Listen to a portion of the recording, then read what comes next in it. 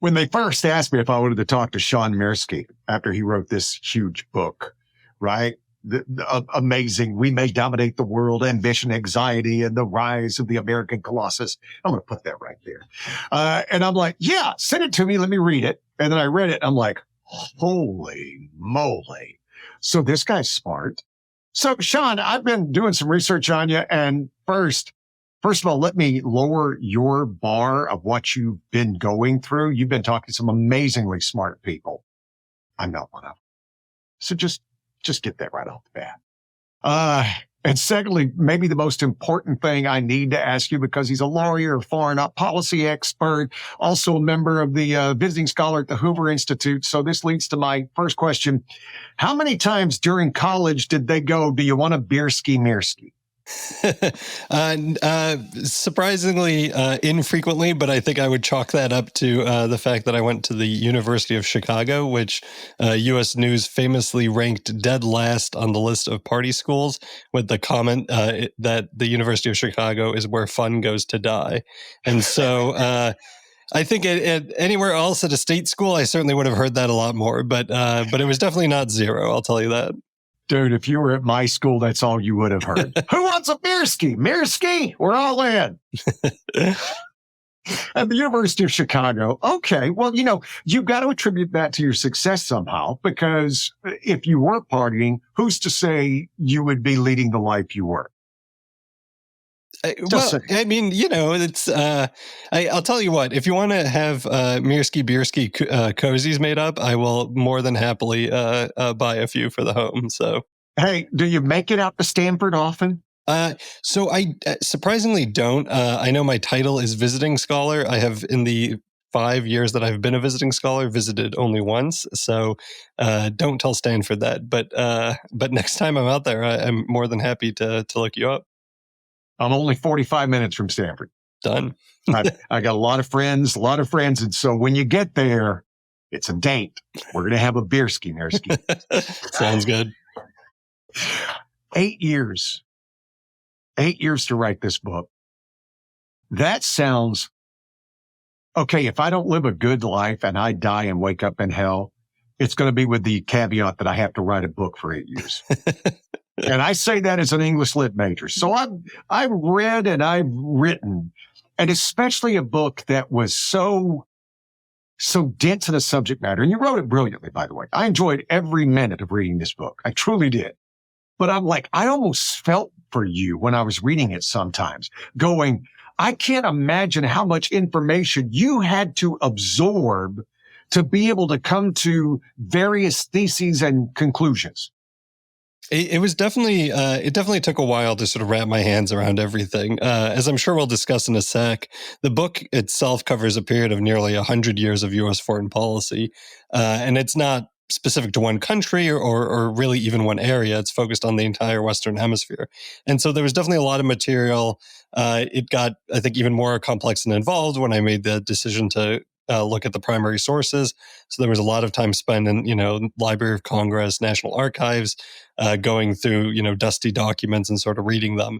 But there is kind of, I think, a rhythm to the story that helped me sort of keep it all in my head. And I'll tell you candidly, I didn't necessarily expect this, but there's a secret thrill that I feel when I'm in the archives and I'm reading through these documents, and sort of just the feeling of having one of these, memorandums or messages in your hand, and knowing sort of the historical weight that ended up being attributed to it and the kind of consequences that it had. There's just something fun about that for me that I can't, I guess, fully explain. Would it be the fact that history is humanity, right? I mean, it's just a bunch of guys. George Washington was a guy. Thomas Jefferson was a guy. No matter who, Pharaoh was a guy. And we tend to just put these in iconic levels where everybody's this, and we think of it as an institution, but it really did boil down to how people acted and their own proclivities. And that's the part I loved about the book the most. As much as what you set back and showed, this is how, and this is how, and this is how, what I really loved was the people that you found, that for 99% of people not teaching history, these people have been lost. that nobody knows who Philander Knox is. Nobody outside of how amazing is that name, Yeah. you know, and the fact that Philander Knox was my kind of guy, but hell, he did not like to work. That's what I liked about it, right? Yeah, well, he certainly spent a lot of time at the golf course, despite being Secretary of State. But no, you're exactly right. I mean, it's a combination of the fact that the issues that the book deals with are some of the most weighty, kind of big issues. You know, the questions of how great powers and the international system deal with each other, and questions of war and peace and, you know, violence and all these things. But at the same time, the whole story is kind of told through the perspective of characters, and they're characters that are, I think, I tried to do justice to them as humans. So they're not one dimensional. They're not either good guys or bad guys. And in a lot of cases, they're a mix of both, where there's really kind of, I think, shades of gray and a lot of complexity, because that's just how we are as human beings. We're messy. There's not like a clear, you know, cutout you can have for each person. Instead, a lot of it is, you know, these very bright, you know, people struggling with very difficult decisions and oftentimes having to make kind of tough choices that, you know, had massive implications. And then, of course, it also helps that a lot of them are just really colorful characters, you know, ranging from everyone from Theodore Roosevelt all the way down to some of the less well-known people like, you know, Hired Gun Lee Christmas or Major General Smedley You guys Darlington got to Butler. look up Lee Christmas. Wow, what a story that was. A failed railroad guy. Yeah. Now, it turns out that if you're running a railroad or a train and you're colorblind and you can't tell the difference between green and red, that's going to lead to some accidents down the line. So he ended up, I mean, that's not what caused the crash that forced him to leave the business, but when he tried to get rehired in the business, that's what ultimately cut him out. So. And that's what I'm talking about. And even the most colorful and again, let me say this. I don't assume I'm right. I'm going into this because I'm enjoying your expertise. So I know you've probably talked to some people who think, oh, I'm coming in. Don't ever be afraid to go, no, you got that wrong. You're completely bogus on that. Okay. So I want to throw that out to all of my expert guests that please don't have any compunctions about going, yeah, nice try. Right? We'll give you an A for effort and an F for everything else. So feel free on that. I think you're giving yourself too little credit, but. No, I know me. I've known me a lot longer than you have. I'm That's just true. throwing that out there. But even when, you know, the characters that we all know about, you know, the Theodore Roosevelts, who I think wanted to be seen as black and white, but could not escape the gray.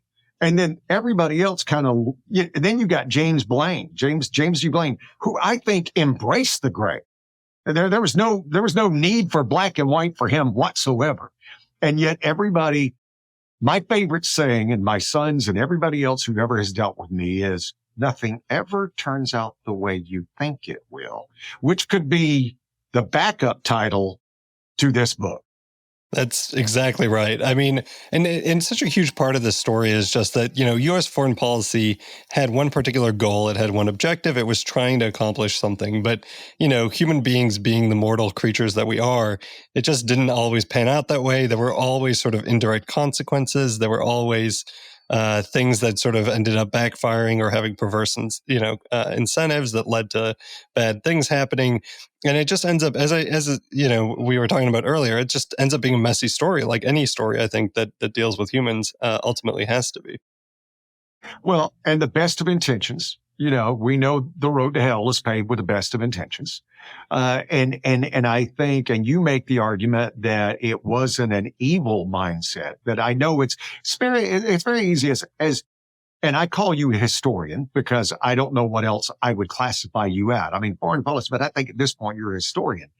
It's easier. It's so easy to rewrite history. And oh, by the way, we've done that since the dawn of man. You know, if you want to talk about rewrite history, there's a master class taught by China.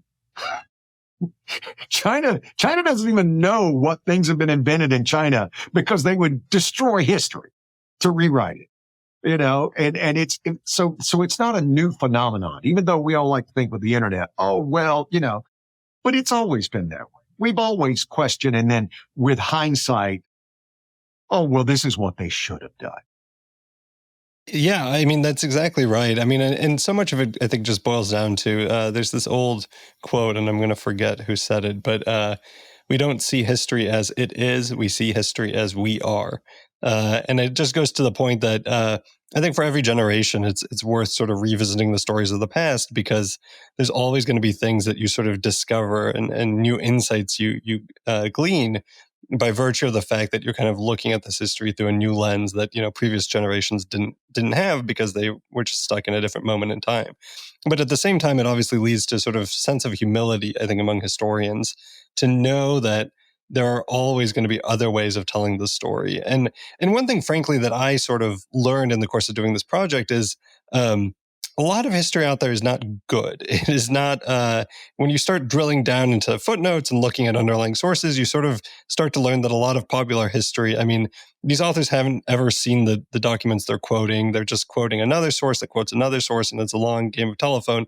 And by the time you make it back to the actual document, you're like, oh my goodness, like this has nothing to do at all with what the author 5 chains down ended up saying it was. So there's definitely history that can be bad and I think wrong, in the sense that it's just inconsistent with the underlying historical materials. But one of the sort of lessons I at least took away from writing this book is that you're never going to have a definitive answer to history, because even once you have all the documents in front of you, and even when you tell a story that's entirely consistent with them, there's always going to be different ways of telling that story. And so I offer my book not in the spirit of this is right and no one can challenge it, but as this is one way to look at it that I hope is consistent with the historical materials. But there are other ways of looking at the same events and sort of coming to slightly different conclusions. And so that is at least one lesson I learned in sort of writing this, and it certainly sort of affected the way I now read other history books, as sort of never being a definitive yes or no, but always being more of a sort of, here's one version of the story that we can tell. I don't know if I've ever read a book that has more documentation in it. I mean, literally, I bring this up. You see how thick this book is? And it's a great book. You see this right here? From here on is his documentation. All right. This is where he figures out. This is how he shows what I came up to. This is what I looked at. This is the source material. And what I find is, as I study history is, and maybe you found this too, because I've never written a book. Hell, I'm proud to tell you I've read a book. Is that the pushback amongst people to accept the way, no. This is the way it is. Why? Because, it seems that we are finally breaking through with that, because we all have so much more access to information. There's nothing that, hey, do you want to know who won the Oscar in 1956? I can find it for you here in 10, 15 seconds, and I think so. People, is that freeing, I guess, is the question I'm asking to you, or does it feel even more responsibility? I think it's a combination of both. I mean, certainly one of the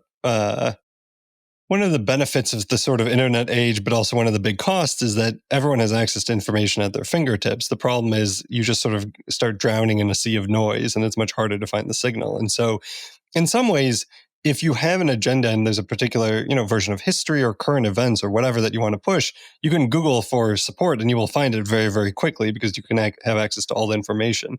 And so in a lot of ways, what I think it makes it more important for whether it's historians or reporters or anyone who's sort of in the business of communicating information, it makes it so much more important for them to look for context, right? I mean, context, I think, is what ends up being sort of rare in a lot of situations, because you can always tell a story from one side that kind of makes it seem kind of good, evil, kind of my tribe is correct, the other side is wrong. History is written by the victors. Yeah, exactly. And it's much harder to sort of go back and sort of flesh everything out and look at it from every perspective and sort of try and tell it. It'll never be 100% accurate, but at least try and tell it in a way that recognizes the subtleties and complexities. Or at least that's sort of the way I was thinking about this as I wrote the book. And it really is, I will say, I did not expect going into this project to spend as much time thinking about the sort of art of doing history as I ended up kind of doing, because, you sort of just approach these things. This is the first time I've ever written a history book. And so, I just sort of assumed, oh, there's a story and I'm going to tell it. And I didn't quite anticipate how much thought would have to go into, how do you do this in a way that's honest and sort of candid and really represents the truth, and without, shading things in a way that injects kind of personal views into it. And according to your wife, it'll be the last book you wrote. That is 100% correct. Yes, she is quite adamant about that. The 8 years that it took to write the book were mostly done. By the way, you were working your real job too, so this was your side hustle. That is correct. And the real job is I'm a lawyer at a law firm, so it is not a particularly lax job. And so this book was largely written in sort of the early mornings, late evenings, weekends, and all that. And for that reason, my wife has forbidden me from writing another one for a very long time. And frankly, I will say, for my own mental health and sanity, I think that's probably for the best. So, my gosh, what did you do for fun? Did you have any fun? This was fun. I told you I enjoyed being in the archives. Yeah, and that's what I love. I mean, you can find so many people if you want to talk about this book, and we're going to talk about a book a lot, but so many of the premises and the thoughts and what does this mean and what does that mean? We could go down that road, but honestly, I really, really love the people you brought out. And I love that you know more about them than me. And so I can geek out and ask you and pull that out. I love the story you talked about the night of the Civil War, the Appomattox. Mm-hmm. They signed the night, mm-hmm. and then what's Grant's that? Tell that story if you would. Yeah, well, so it's an incredible story, and it requires a little bit of context. So I'm going to back up. So in the run up to the Civil War, the U.S. Civil War, Europe's great powers were always, I think, dispositionally against the United States, kind of concerned about its democracy, but concerned more and more about its growing material strength as well. And so by the time you get to the 1850s, early 1860s, Europe's great powers, particularly France and Great Britain, are really quite concerned about the rising United States. And so when the Civil War breaks out, leaders in both countries are thrilled because they basically see this as an opportunity to handicap the United States permanently. And France, in particular, executes on that idea by invading Mexico a few months after the U.S. Civil War starts and basically conquering and occupying the entire country. And French Emperor Napoleon III puts a Habsburg Archduke, Maximilian, on the throne of Montezuma as a sort of puppet emperor that can run Mexico as basically a sort of, a province of France, essentially. And from the United States perspective, this is a disaster, right? I mean, we don't want a massive military power like France sitting on our borders for all the obvious reasons. Our entire foreign policy since way back in, to the Monroe Doctrine has been no European great powers on the Western Hemisphere or in the Western Hemisphere. And so in the middle of the Civil War, you see senior policymakers on both sides. And I had to sort of cut some of this from the book just for space reasons. But it is remarkable the extent to which at the highest levels in both the Union and Confederate governments, there was really, I think, serious consideration given to the idea of pausing the Civil War and sending a joint Union Confederate army down into Mexico to kick the French out, with Lee and Grant as essentially co-commanders of the force. And the idea was that once the French were kicked out, you could either resume the Civil War, come to a negotiated settlement, whatever. But the idea was that, like, as deep as the divisions between the North and the South over slavery were, the need to keep Europe's great powers out of Mexico and out of the Western Hemisphere more broadly was more important. And those plans didn't come to anything, in large part because by the time they were really getting formulated, Lincoln and Secretary of State William Henry Seward knew that the North was going to win the war. And so at that point, they were like, we'll deal with France once the war ends. And so we get to April 1865, General Lee surrenders and the Confederates are all but finished.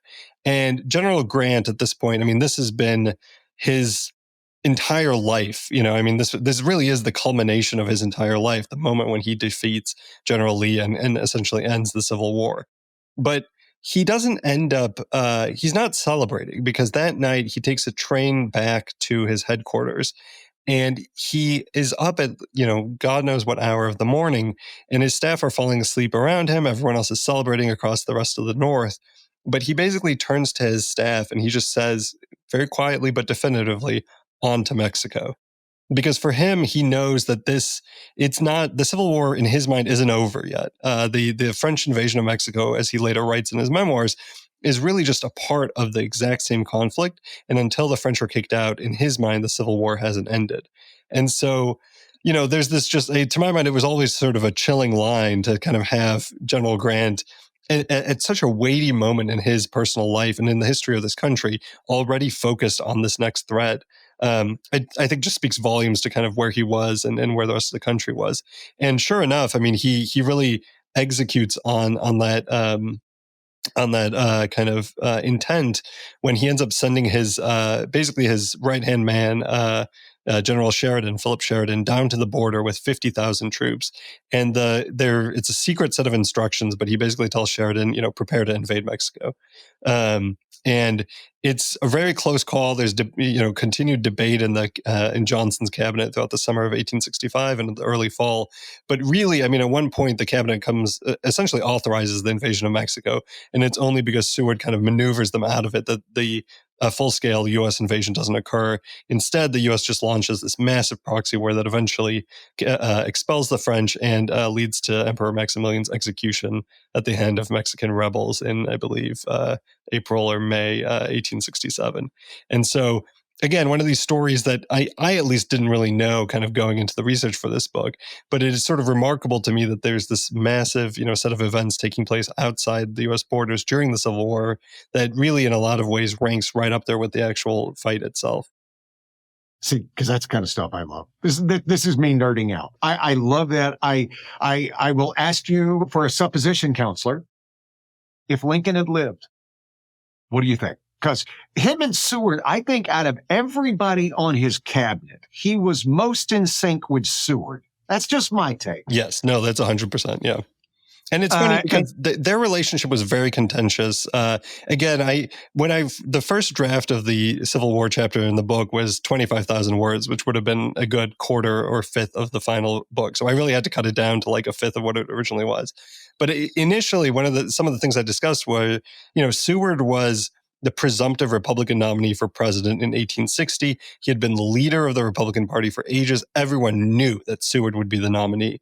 And it was only because of a chance series of events and Lincoln playing his hand very, very well that leads to Lincoln being the nominee and then, of course, becoming president. And so Seward comes into Lincoln's cabinet essentially assuming he's going to dominate Lincoln, control the cabinet, and that Lincoln's just going to be his pawn.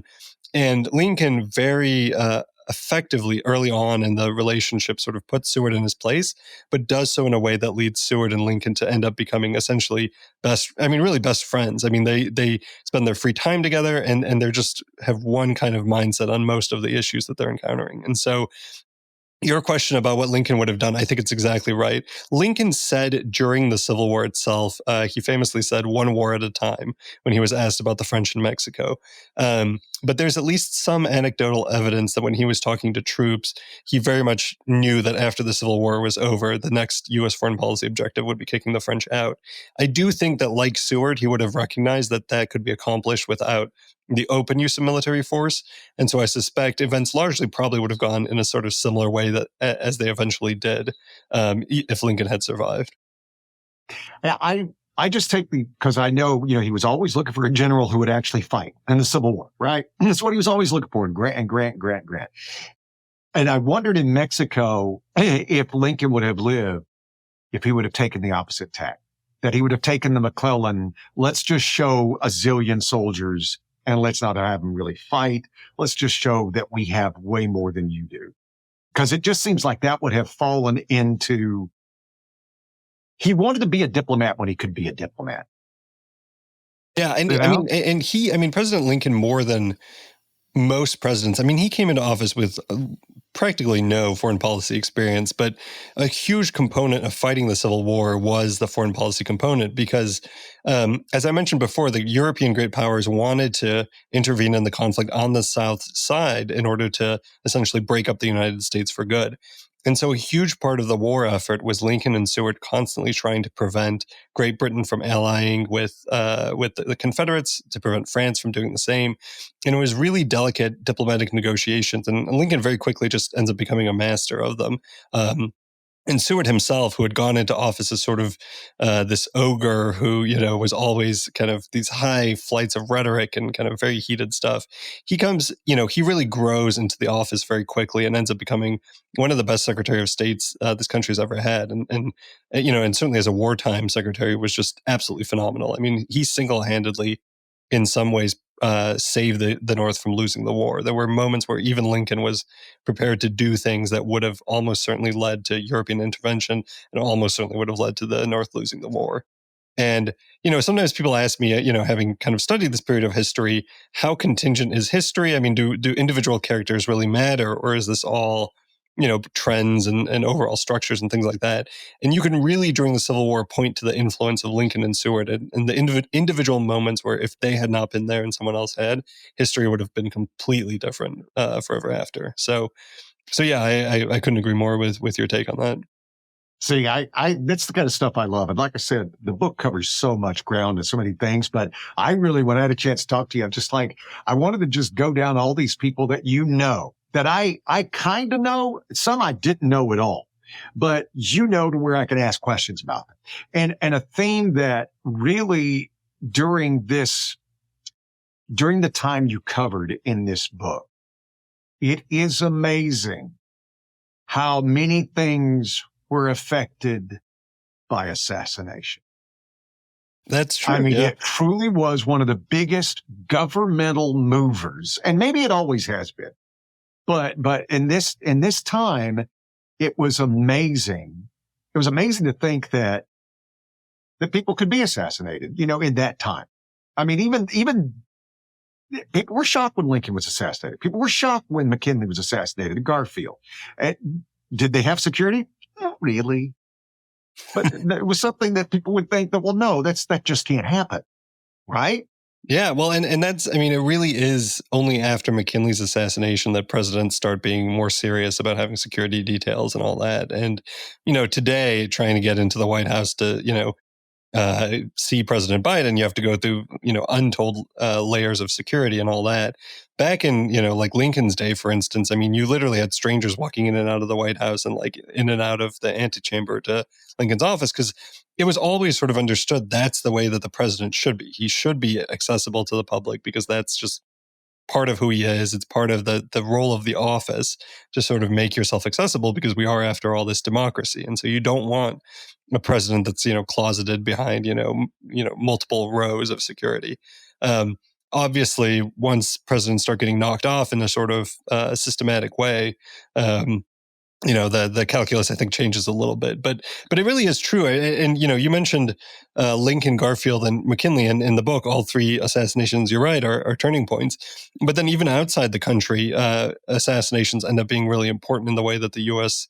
foreign policy ends up going. So, I mean, the most obvious one, of course, is the assassination of Archduke Franz Ferdinand, ends up setting off World War I, which, I mean, in just every way kind of changes the course of history for the world. But even smaller ones, like the assassination of a Haitian president in 1915, ends up leading the U.S. to occupy Haiti for 19 years. And so there really is, I think you're right in saying that sort of the individual deaths of leaders can oftentimes, again, change history in a big way. Well, Roosevelt, we would have had, I don't know how Theodore Roosevelt gets elected, right? I mean, if you sit back and think about it, honestly, and the person he is, he had to have a chance to show you what he could do. I don't know if the bombastic behavior that people grew to love because he was already there, I wonder if that's something, and I know people could say, well, look at Donald Trump. Yeah, but it's a different time. And then you had a master media manipulator. Mm-hmm. At the time with Roosevelt, I mean, I don't know, there still was that quote, quote, genteelness that I would think kind of existed as a hope of the American consciousness, if you will. And I wonder how well, do you think he could have gotten elected? Just try.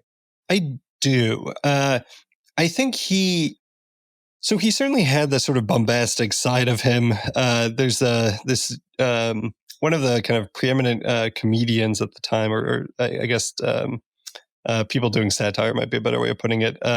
Humorist. Humorist, yes. Humorist is a good way of putting it. He, so Roosevelt obviously was, didn't originally lead, but was very involved in the creation of the Rough Riders. And the Rough Riders ends up being kind of pivotal in the Spanish-American War. And so, of course, after the war ends, Roosevelt writes this book, The Rough Riders, and in part based on his sort of war hero status, he ends up becoming elected governor of New York. But the joke at the time was that if you read The Rough Riders, the entire book could have been retitled as Alone in Cuba, one man's, victory in the Spanish-American War, just because it was so kind of Roosevelt-centric. Roosevelt did this, and this, and that's all that kind of the book talks about.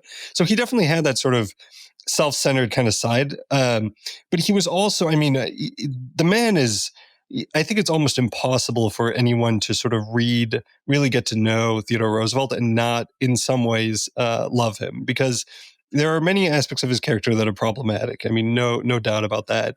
But even to this day, I think someone once asked Elizabeth Warren and Ted Cruz who their favorite president was, like if they could sit down and have, who they really emulated. And both of them said Theodore Roosevelt, which just sort of goes to show, you have two senators from opposite ends of the spectrum who are still enchanted by this character who just sort of defies categorization. And I think part of it comes down to the fact that he was a very, very smart person. He had literally a photographic memory. He would read an average of 1 or 2 books, I think, a day, on top of what anyone would describe as among the most strenuous sort of presidential schedules anyone has ever had.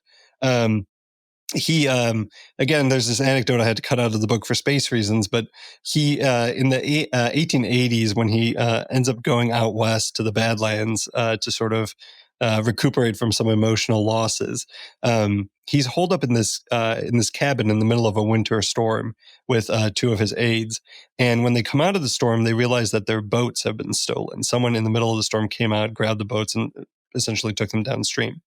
And so Roosevelt decides that they're going to take some essentially like rafts and chase after the boat bandits. And his 2 aides are not at all excited about this for obvious reasons.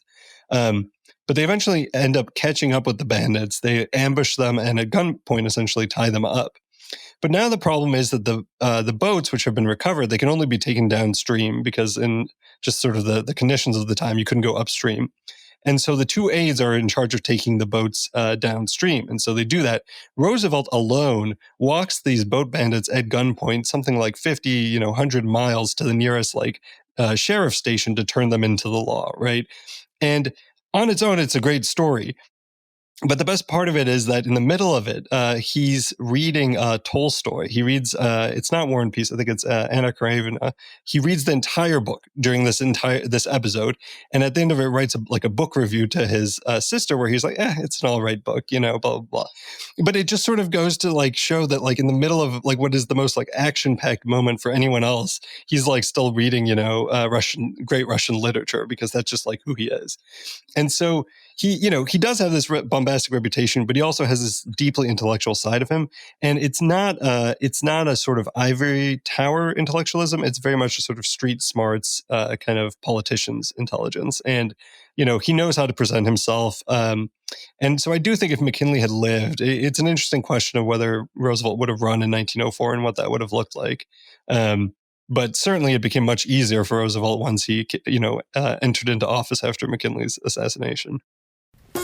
It's time to think differently when it comes to your parties, meetings, and groups. The catering from Havana Cuba restaurant in downtown San Jose. Instead of the same old, how about the most delicious Cuban sandwich you've ever had? You're tired of fries? Plantains, my friends, they'll change your world. And here's something you didn't know. Havana Cuba was voted one of the top 10 tamales in the entire South Bay. They have vegan, vegetarian, and gluten-free options, and their website is 998cuba.com. They're located at 387 South 1st Street in downtown San Jose. It's Havana Cuba.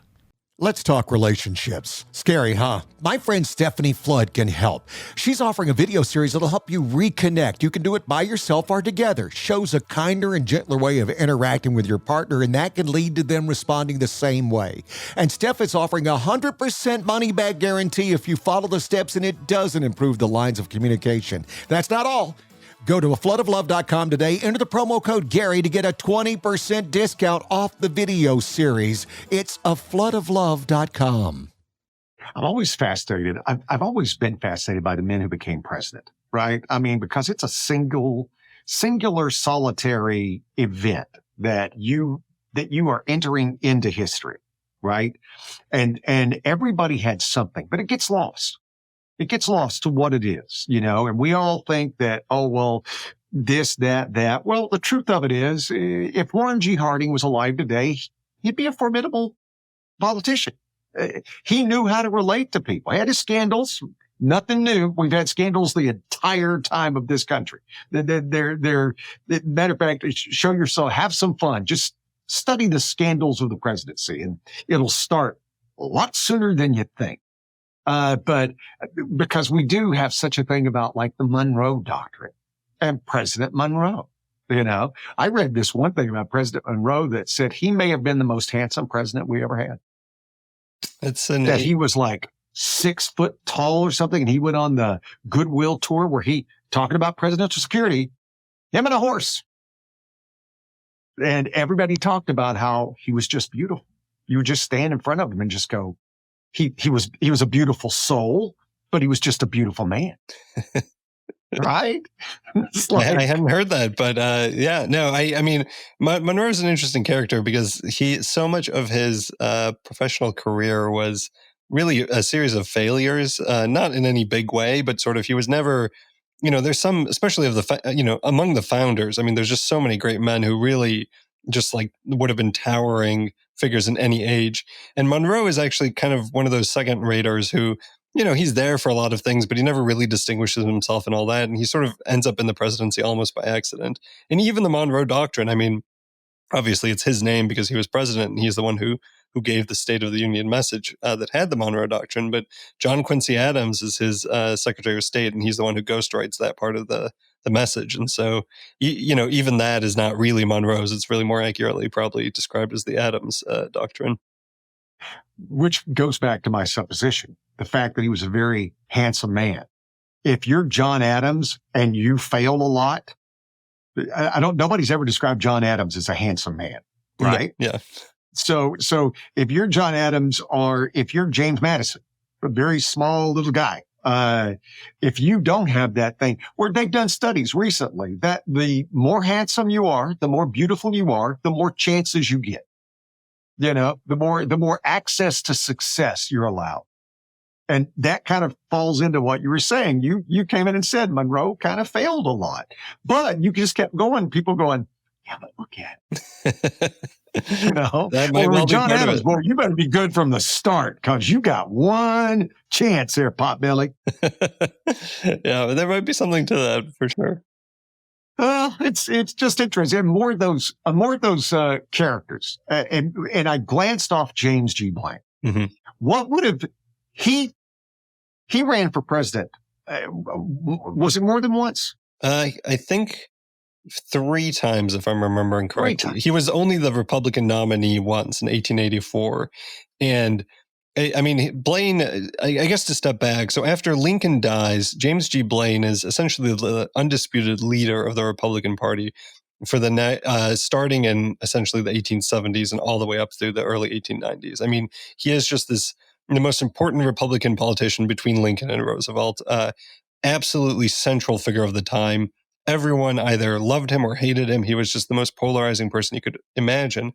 And, it's quite ironic that the man who like literally everyone at the time knew and the most kind of famous politico of the Gilded Age, of course, no one remembers him today because, it's just, he's sort of been lost to memory despite this kind of outsized personality. But he's a slippery character. He's, part of the reason he's quite criticized by many in the country is there's allegations of corruption. None of them are ever proven, and it doesn't appear that if he was corrupt, that he was ever particularly good at being corrupt, because he certainly didn't lead this like lavish life in the way that some. He was smarter than getting gold bars Yes. and having them turned into that, Yes, and having yes. suits with $450,000 in it. Yeah, that, so that actually happened recently. I'll just look. He did avoid that kind of open stuff. And frankly, I mean, the many senators and politicians at the time were quite corrupt. So it wouldn't have been unprecedented if he was. But I think probably the better judgment is that a large part of his reputation, the kind of dirty reputation he gets, is probably inaccurate. But talk about someone who can handle the media. I mean, he ends up becoming this incredibly important Republican politician. In 1880, he runs for president, I think, for the first time. And he, or maybe the second time, but 1880, he has a very good shot at it. The problem is he's kind of always fighting with someone, and oftentimes within the Republican Party. And so in 1880, he's fighting against Grant's kind of faction within the Republican Party. And so a compromise candidate, his friend James Garfield, gets elected president instead. And so Blaine becomes Secretary of State for Garfield. And at the time, Secretary of State was essentially like the most important position in the cabinet. It's sort of like the second in command of the government, of the executive branch. And Blaine ends up only being in office for 9 months because Garfield gets shot quite quickly afterwards. Yeah, assassinated. And but Blaine ends up kind of then running for president in 1884. He finally becomes the Republican nominee, and it's the only time before Lincoln all the way up to Woodrow Wilson, there's only one Democratic president. It's Grover Cleveland. And Grover Cleveland, that one president, is the one who beats James Blaine. And it ends up being a combination of a lot of bad luck. Blaine ends up losing New York by a mere 1,000-some votes out of more than 1 million that are cast in the state. Sounds familiar. Yes. Yeah, it's a very close election. And if he had won New York, he would have won the Electoral College. And so it really is like it came down to 1,000 votes, the election. And so Blaine, he ends up sort of fading from the immediate political scene until 1888, where again he's considered for the presidency. This time Benjamin Harrison is the Republican nominee. He wins, and Blaine once again re-enters the cabinet again as Secretary of State, because once again he's just like, he is the leader of the Republican Party, so you gotta include him in the cabinet. And so the chapter of the book that talks about Blaine is really focused on how kind of Blaine takes the lessons of the French invasion of Mexico and the Civil War and sort of starts applying them to the hemisphere as a whole. If you're the United States, you don't want Europe's great powers to try and do what France did with Mexico again. And what are you going to do about it? And Blaine ends up coming up with these ideas that are focused on trade, on diplomacy, on establishing this sort of Pan-American community that are all, I think, or at least I argue in the book, oriented at making sure Latin American countries are stable and relatively strong. Because the insight that everyone sort of takes from the Mexico episode is that if you have a country that's continuously torn by civil war, that's really indebted to European powers in the way that Mexico was, it's a vulnerability. It's a temptation for European powers to sort of come in and expand their influence. And so American foreign policy from that point forward, in large part under Blaine's leadership, starts to be oriented at, okay, we need to strengthen our neighbors. We need to make sure that they are not failed or failing states, because that's the biggest vulnerability for us as a nation, that European nations are going to take advantage of that vulnerability and come in. And so Blaine kind of pioneers this approach of stabilizing and strengthening his neighbors, or the country's neighbors. But the problem is, by the end of his tenure, it just doesn't seem very effective, because what Blaine wants to do is very sort of hands-off. It's very kind of indirect ways of stabilizing other countries in the hemisphere. And Blaine ends up kind of being a transitional figure, because the U.S. During the 1890s, and especially after the Spanish-American War, ends up essentially saying, you know what, if we want a stable, strong neighborhood, we have to sort of enforce it ourselves by intervening in these countries' internal affairs. And so that sort of leads into the heart of the book, which is this period from 1898 to 1918, where the U.S. is just launching military interventions across the hemisphere. We end up using force against our neighbors an average of nearly 3 times a year. And some of that is relatively minor, landing Marines to protect embassies.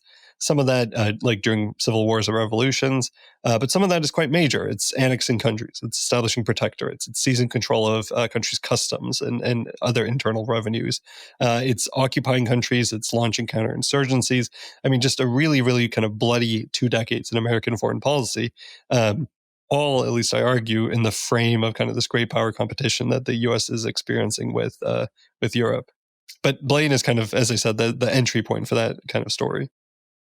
Yeah, and I think I read you said something about the during the same time over in Europe or everywhere else, 85% of self-governing countries had ended up being influenced, governed, invaded, imperialized by the European powers anyway. So this wasn't something that was an unfounded fear. Absolutely. I mean, so the U.S. is, I mean, the French invasion of Mexico, you could sort of describe it as a one-off thing. But the problem is that starting in the 1870s, there's something that's called the Second Age of Imperialism, after the first age of, Christopher Columbus. And, the European colonial powers just go through a tear through the rest of the world. The statistics are really mind-blowing. I think between 1870 and 1900, Great Britain, Germany, and France alone colonized over 9 million square miles, which is twice the size of Europe itself. And you have to bear in mind that much of Africa, Asia, and the Middle East were already partially colonized by this point. But what little is, free at that point gets colonized. And by the time you get to World War I, you can actually count on one hand the number of really independent countries outside of Europe. They are, by some counts, just Ethiopia, Thailand, and Japan. Japan, of course, is only independent because it has essentially become a colonial power itself. And Ethiopia, of course, gets colonized a few decades later by Italy. And so it's really just not a happy record. I mean, it's all of the Middle East, all of Asia, all of Africa get torn apart during this time.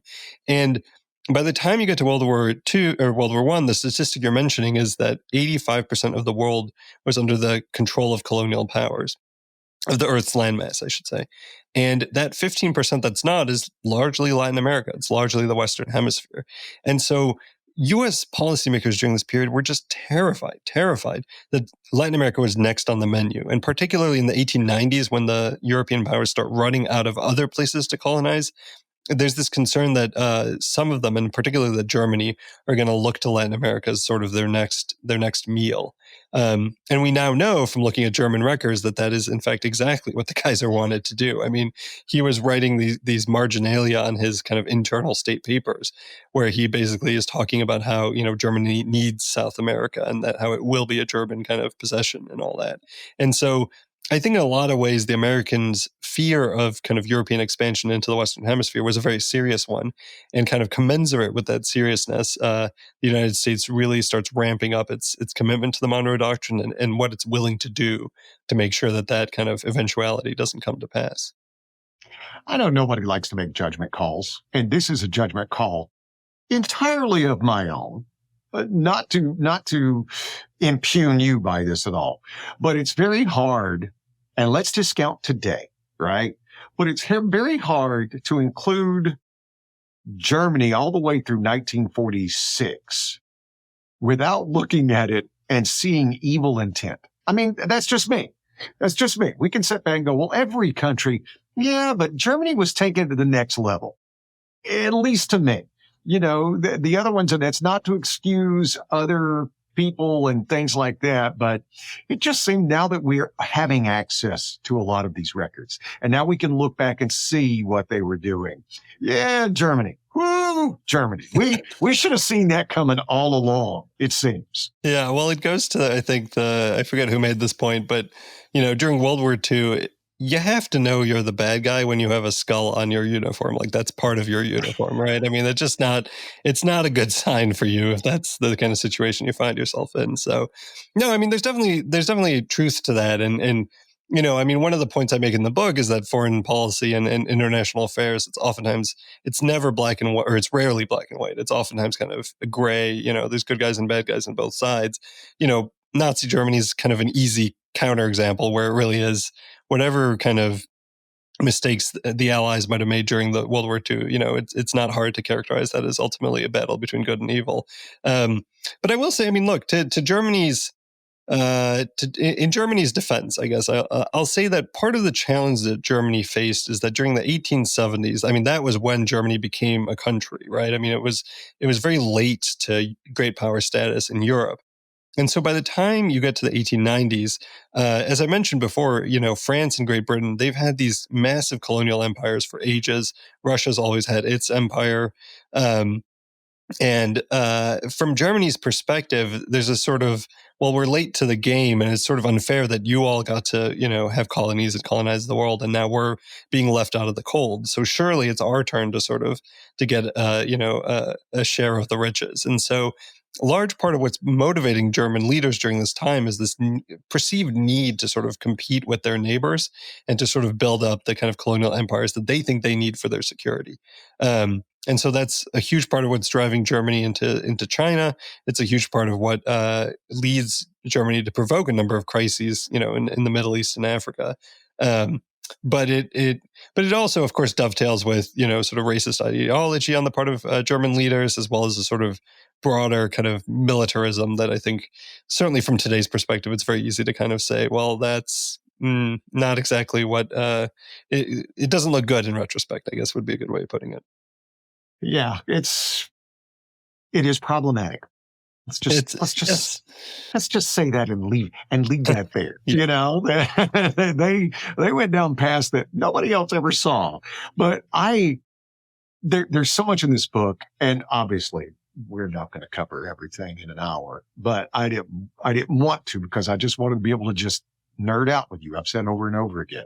And some of the people in there, when you get into Latin America and some of the things that we've done, and the Dominican Republic and Nicaragua in particular.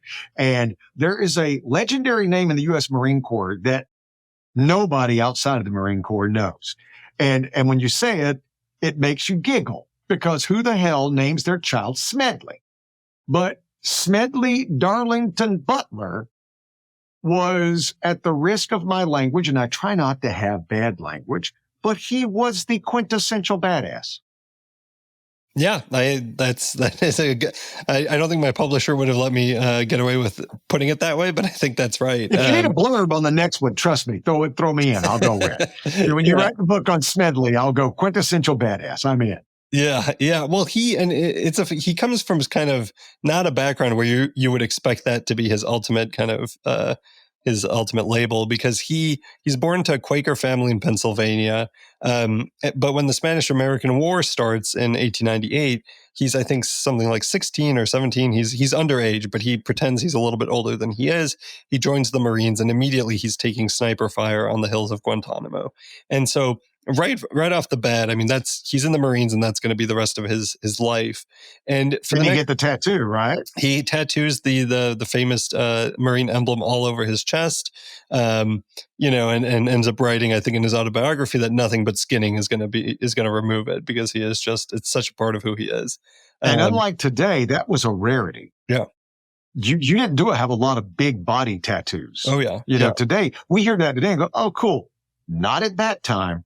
Not at that time at all. And he almost ends up becoming the kind of the leader of the Marines, but in part because he's someone who rose up through the ranks. And so he's never been one to sit in an office in DC and play politics, or to, war game and kind of move, figures around on paper. No, I mean, he's in the field. He's, I think, only one of two Marines who's won 2 medals of honor, one of which he basically did not deserve and didn't think he deserved, and so he refused to wear it until the president ordered him to wear it, because he was embarrassing the Wilson administration. But he ends up just being on the tip of the spear for all these interventions, both in Latin America, but also in Asia. He ends up being in the Philippine-American War. He ends up in the Boxer Rebellion, putting down the Boxer Rebellion in China. And then actually returning to China in the 1920s to see some action there as well. But he's one of the reasons he's so fascinating is not only because, like, each one of his interventions is just this fascinating story where he is on the ground in people's face. He's bluffing, he's gambling, he's taking fire, he's shooting. I mean, he's just in the thick of it. But he's also ends up sort of repudiating all of this at the end of his life. And in the 1930s, he writes this famous, it's not really a book so much as a pamphlet called War is a Racket. And he basically has sort of had this view all along, but he's under this firm belief that sort of U.S. foreign policy is being run by banana companies and Wall Street banks. And that basically whenever he was deployed anywhere, it was sort of to collect debts and sort of protect, the investments of, I think he referred to them as degenerate Americans. And, he ends up, and this all actually culminates when he comes out in the, I think, mid to late 1930s, and he declares that he was approached by some very high-placed businessmen to launch a coup against FDR. And he basically refuses and then comes out publicly saying that this was a real thing that had happened. And to this day, historians debate whether that's true or whether he was sort of exaggerating. But again, this sort of larger-than-life figure who is both kind of one of the most aggressive interventionist characters in American history, but also just absolutely, by the end of his life, ends up becoming, if not like an outright pacifist, at least very, very opposed to the use of military force abroad. Just a completely fascinating character. And again, goes back to what I was saying earlier about sort of humans being very complicated creatures. He's not, it's very difficult to sort of portray him in one light when there's just so much going on. Do you know if there's been a movie made about him? It seems like he would be, because he covers both sides.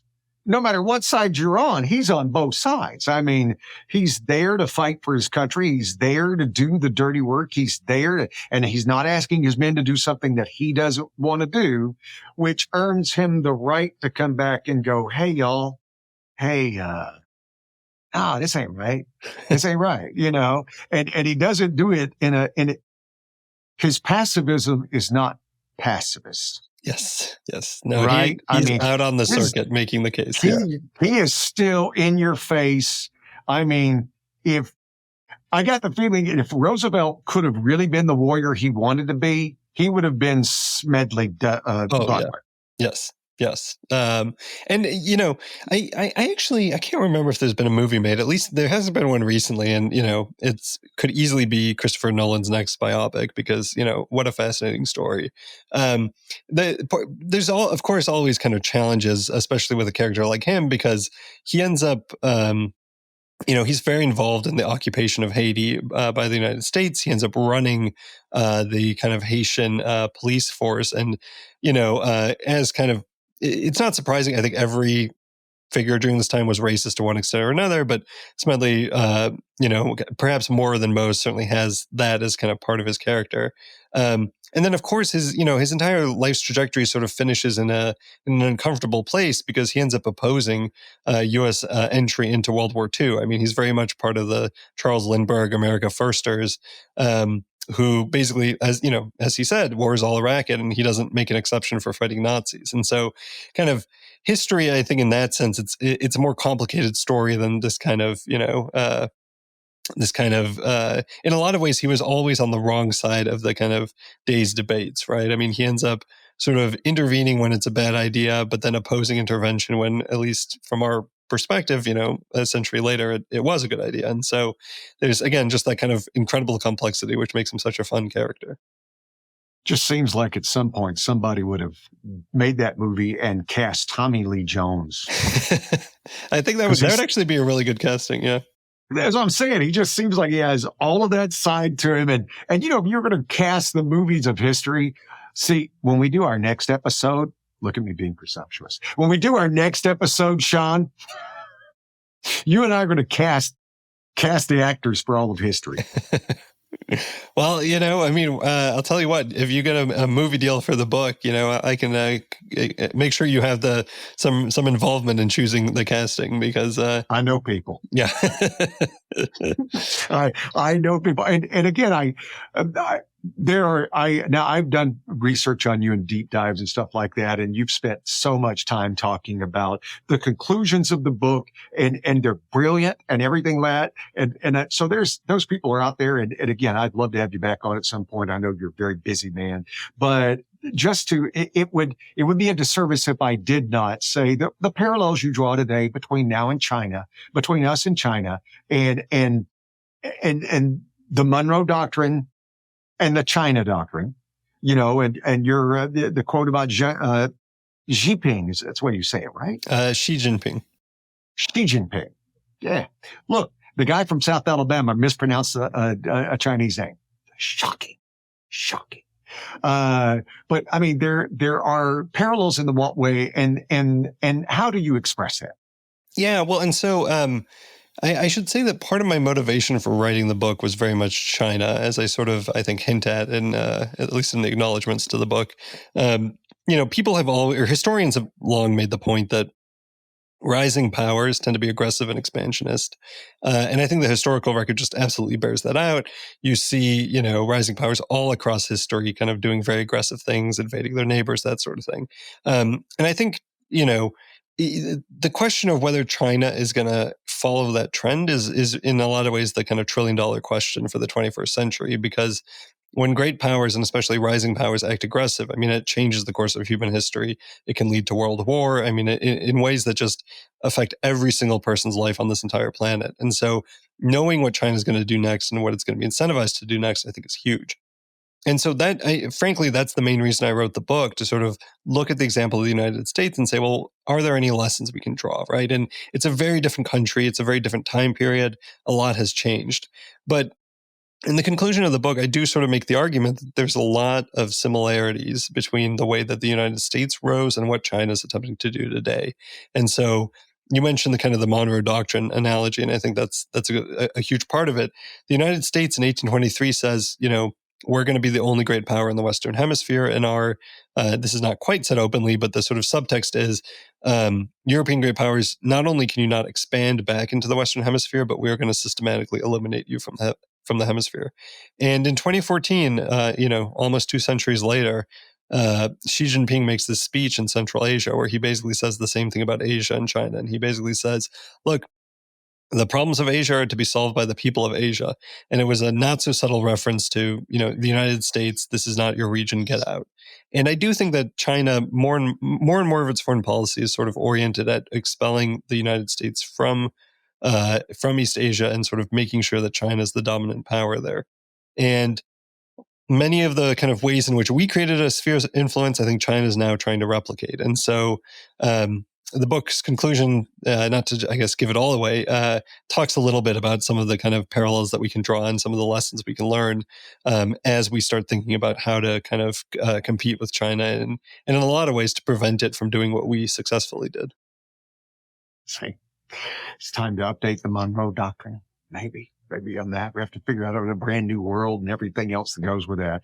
I didn't even get a chance to really go, Sumner Wells was another one that I find fascinating. And again, once you read his story, you start going, especially in 2023, how they haven't made a movie about him either. Yeah, no, he's one of my favorite characters. So yes, next time. Yeah, and it's one of those kind of deals where you sit back and go, wow, and all of these different things, and I want to go over how back in that time period you covered, it really was all about the Navy, where now the Navy in some circles is thought of as an afterthought, right? So it's amazing. And you're trying to predict, because any book in history almost leads as a prediction to what you may think. I just find it all amazing, and we didn't even get around to Hamilton Fish, and we didn't get around to Francis Wilson and all these people that I just found so fascinating. But I really just wanted to geek out with you for an hour. Well, I have enjoyed it. Thank you so much for taking the time. Oh, this has been just such a blast for me. And I know your wife is going to be so thrilled when this book tour stuff is done. She has said a few things about that. Yes. And I loved the little story. I found the story about your courtship. Yes. And that was what? Well done letting her take the shower first. There's a whole story. You can find it online. Sean Mirski, let's get that bearski. I appreciate it. And absolutely. Thank you so much for having me on.